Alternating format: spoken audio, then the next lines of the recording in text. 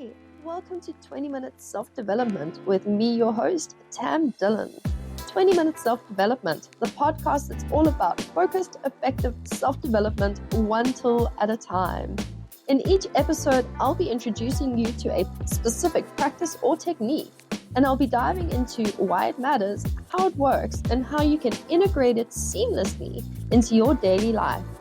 In just 20 minutes, we'll get to the heart of personal growth and insights that make meaningful change feel both accessible and achievable. Let's get into today's episode. Hey, and welcome to this week's episode of 20 Minutes Self-Development, the podcast that brings you practical tools for everyday life challenges. So this week, I'm looking at the Four Noble Truths. The Four Noble Truths are essentially a core teaching of Buddha, and also one of the main teachings and practices that I use personally, and that I reference quite frequently in my coaching with clients. I find, in all honesty, the Four Noble Truths to be an incredibly practical a structure for navigating the everyday challenges, and as well as like the big challenges in life. So we all know that life is going to bring its share of hurdles and challenges, wins, losses.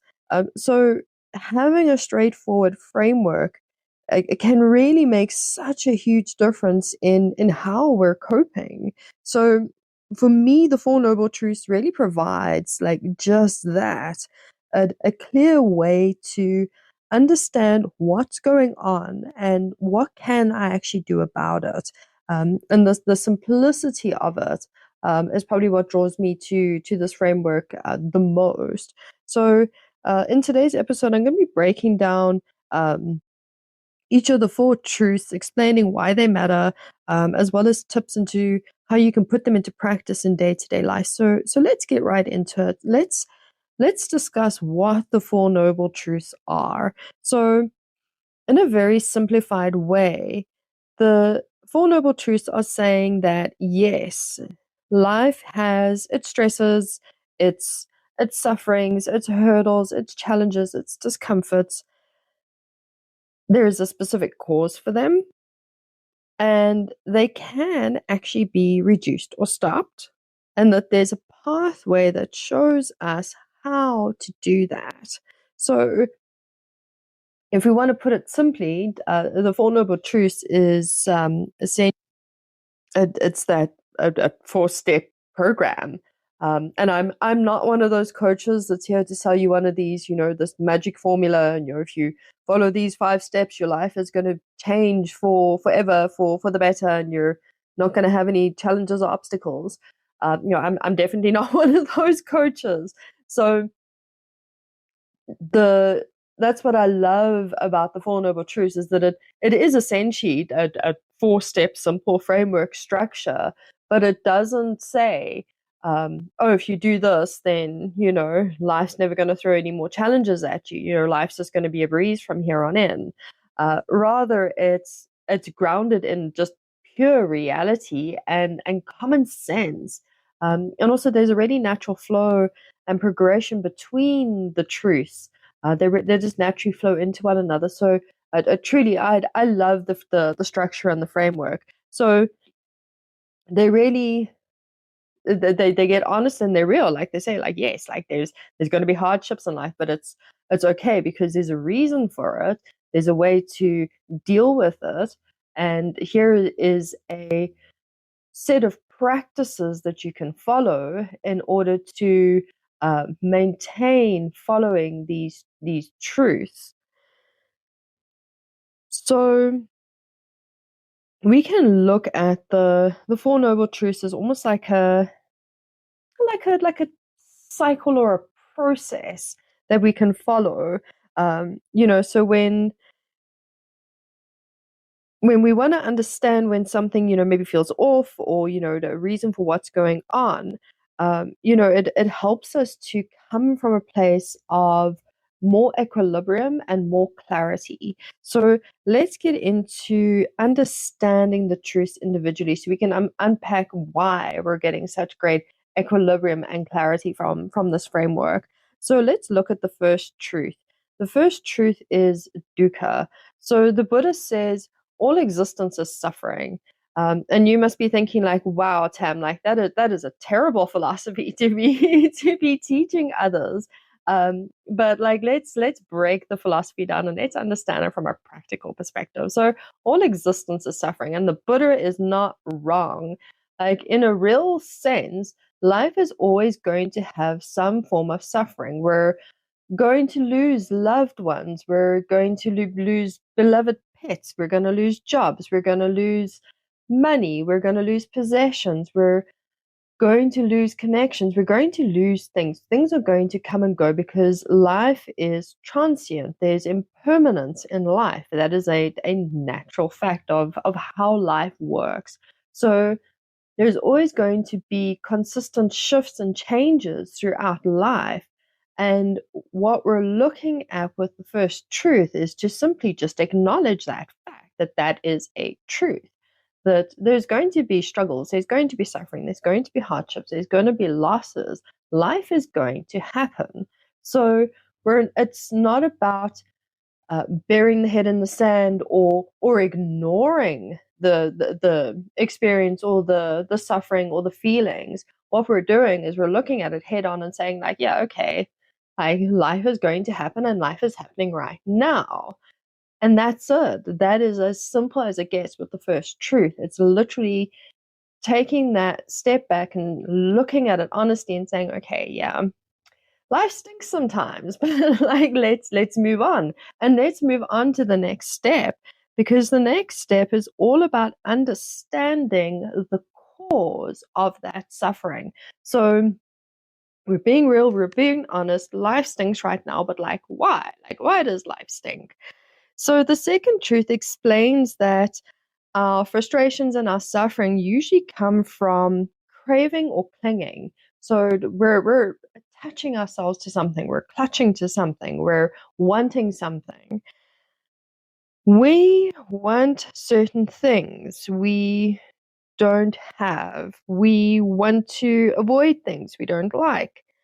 Sometimes it's about chasing a particular outcome or holding onto an image of how things should be. Other times it might be trying to escape something uncomfortable, like not wanting to face those difficult emotions or experiences.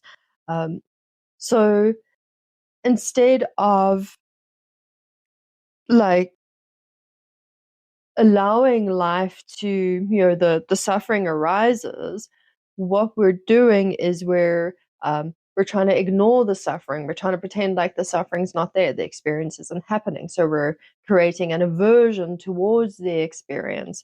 Or perhaps the suffering is coming from a place of attachment. We're clinging to a relationship that's really unhealthy and it's really toxic and it's just not working for us.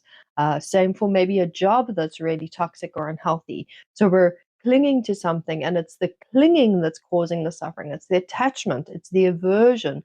These are the things that are causing the suffering, not the experience.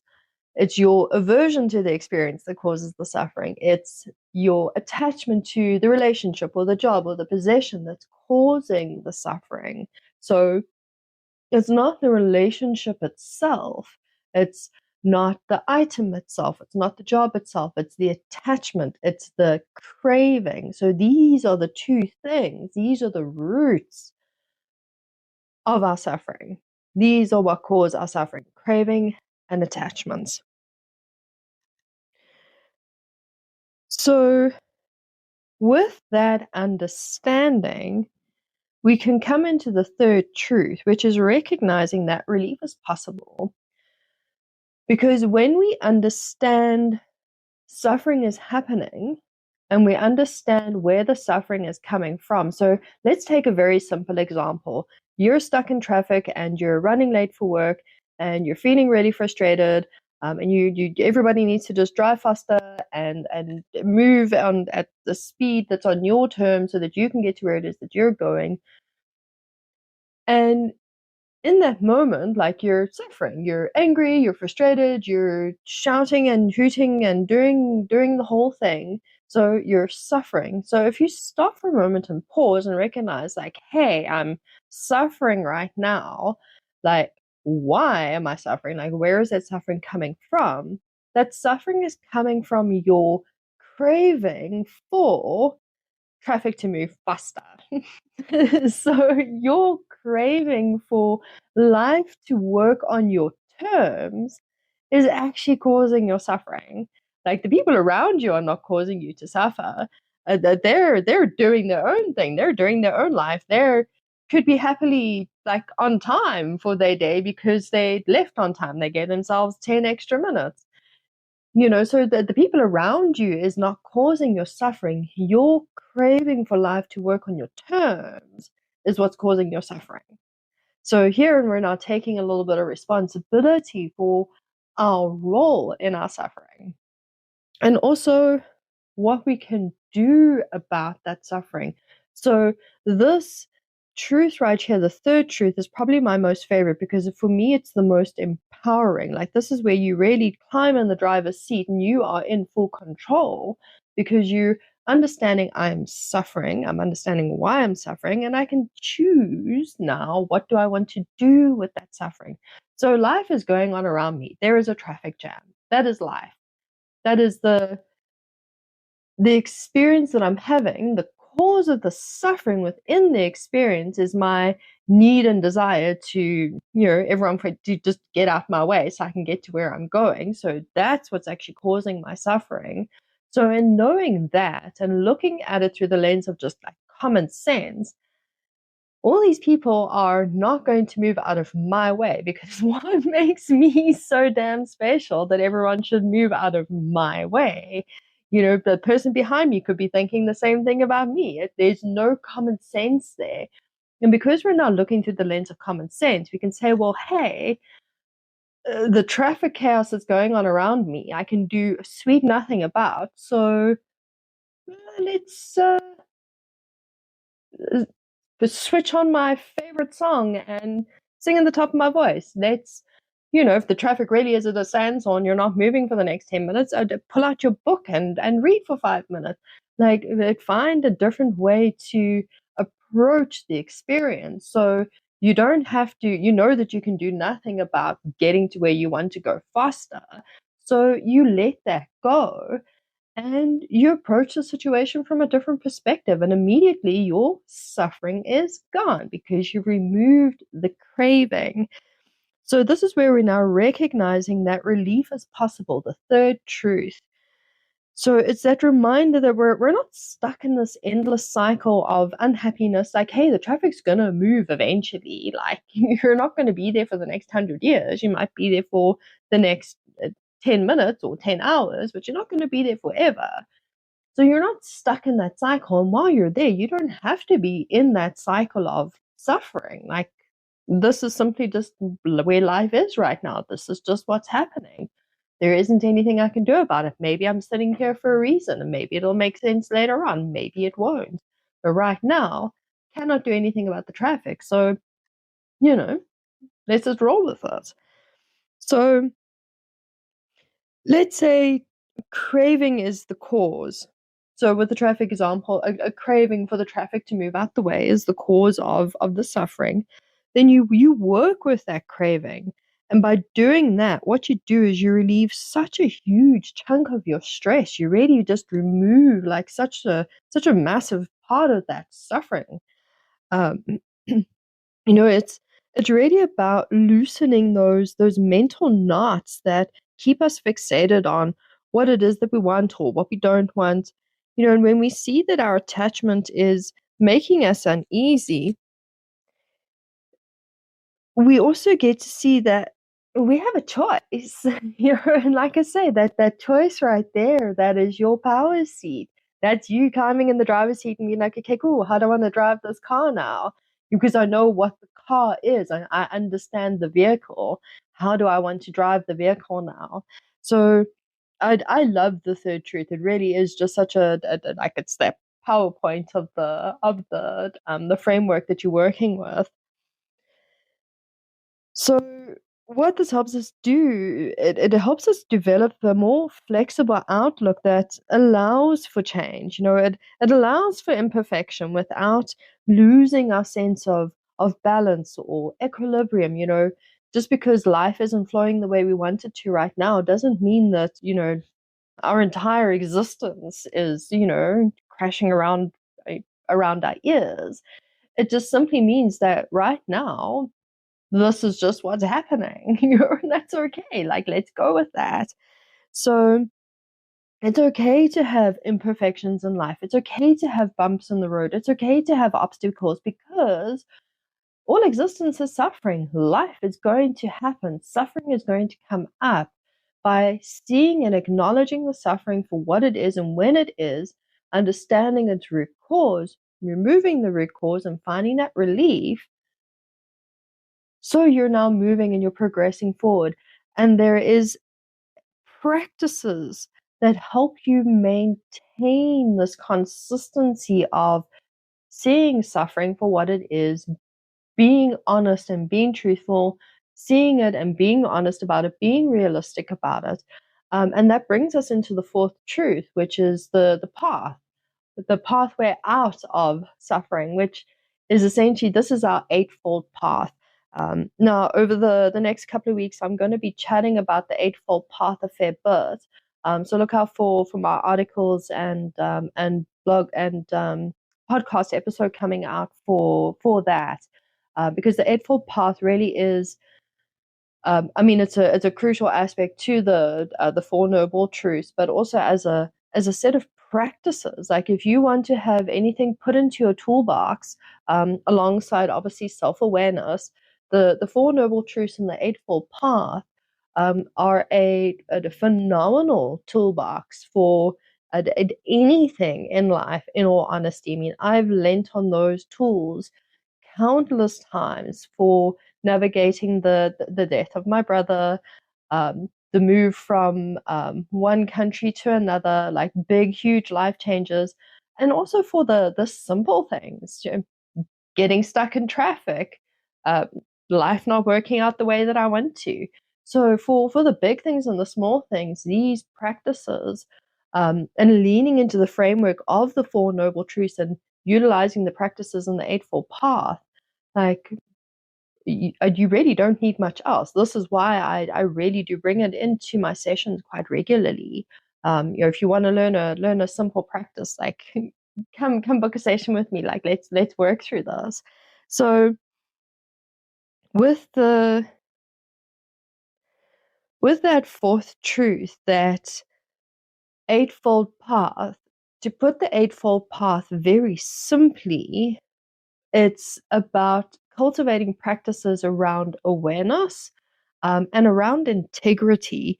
So, what this looks like is thinking about, how you're speaking, how you're thinking, how you're acting, and asking, are these choices and the things that I'm doing, are they easing my stress? Are they causing my stress? And more importantly, are they in line with my core values and my integrity?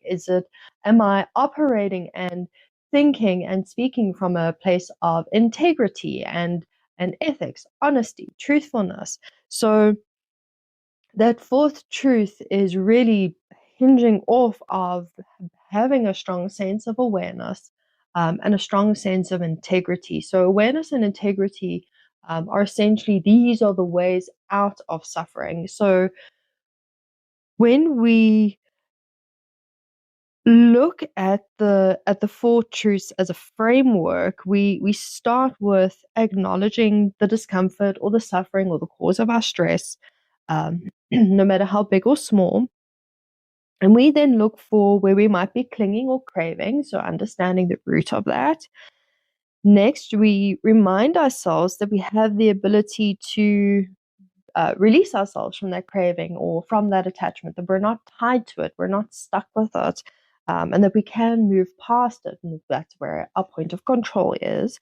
And then finally, practicing living in a way that reinforces awareness and integrity, because this creates a sense of calmness. It creates stability and ease. These are the things that when we live in a state of awareness and integrity, it's going to naturally cultivate things like stability and ease. So this path out of suffering, awareness and integrity, they really, it's a natural progression from the way that the truths are laid out. And that, like I said earlier, each truth really just naturally leads into the next. So it feels like a natural step-by-step process that you're running through. It's not a rigid, like, okay, I need to do this, and okay, I think I'm done with this, so no, now I can move on to that. It's fluid, it's natural. There's nothing forced about it. The minute that you acknowledge, like, okay, suffering is going on, you'll find that you very naturally move into that state of, okay, well, what's causing that? So I love the natural cohesion of the Four Noble Truths and and that fourth truth leading off into the Eightfold Path, where live in a state of awareness and integrity. I mean, you really just, you can't go wrong. So for the next couple of days, try the Four Noble Truths. Try that, that simple process of, when life hits and you hit a moment of suffering or stress or frustration or discomfort, acknowledge, like, okay, like, life stinks right now. Look for the cause of the stink. Are you clinging to something? Are you craving something? And then remind yourself that, it's possible to find relief and to move past this and to let go if it's an attachment or a craving, to release those things.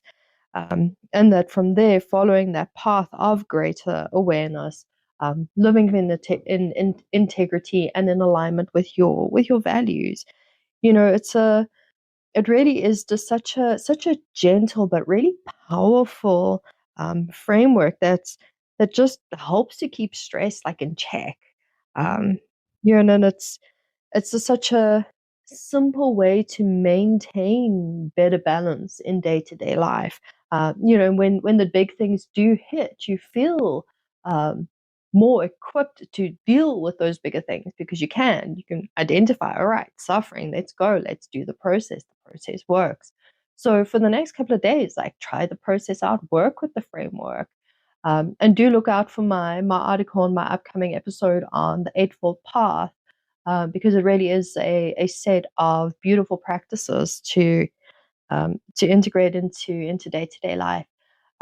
That's it for today's episode.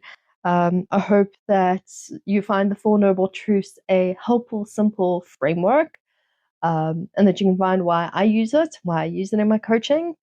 As always, subscribe so you ensure you don't miss future episodes. And remember that change happens one small intentional step at a time. Until next week, have a beautiful week. Catch you in the next episode. Thanks for joining me for this week's episode of 20-Minute Self-Development. If today's insights were helpful, be sure to subscribe so you don't miss next week's episode, where I'll share another practical tool or technique for your personal growth journey. If you're looking for more personalized support, my self-development coaching offers a space to explore these tools at a deeper level and tailors them to your unique needs. You can also visit the Tam Dillon Academy for all my courses and upcoming programs to also help you along your self-development journey. Until next time, keep showing up for yourself, and remember, growth happens one small intentional step at a time.